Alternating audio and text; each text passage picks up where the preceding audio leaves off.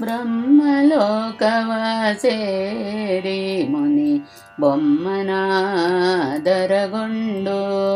ಅವನ ವಿವೇಕಕ್ಕೆ ಶಪಿಸಿ ಕೈಲಾಸಕ್ಕೆ ನಡೆದನು.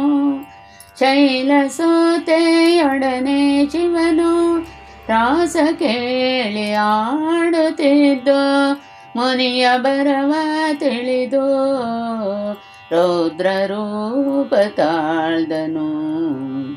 ಮುನಿಯು ಮುನಿದು ಕೆರಳಿ ಕೊಟ್ಟ ಶಾಪವನು ಒತ್ತ ಶಿವ ಜಗದಿ ಲಿಂಗ ಪೂಜೆಯ ಕೊಳ್ಳುವಂತಾದನು.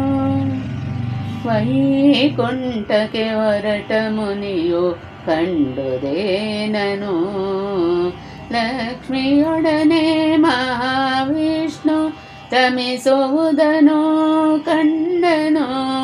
ಕುಪಿತ ತಾಳದ ಜಗತ್ಪತಿಯ ಎದೆಯ ಮೇಲೊದ್ದನು. ಕಪಟ ನಾಟಕ ಸೂತ್ರಧಾರಿ ಮುನಿಯ ಪಾದ ಪಿಡಿದನು.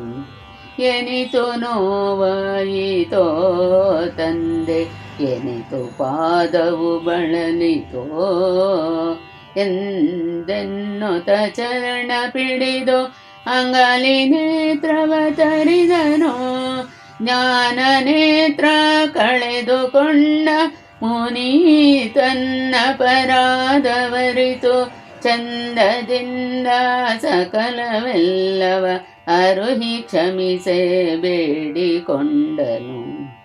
ಬಂದ ಕಾರ್ಯ ತಿಳಿದು ಸ್ವಾಮಿ ಶುಭವ ಕೋರ್ದನು. ಮುನಿಸು ತಳೆದ ಮುನಿಯುತ ಸುಪ್ರಸನ್ನನಾದನು.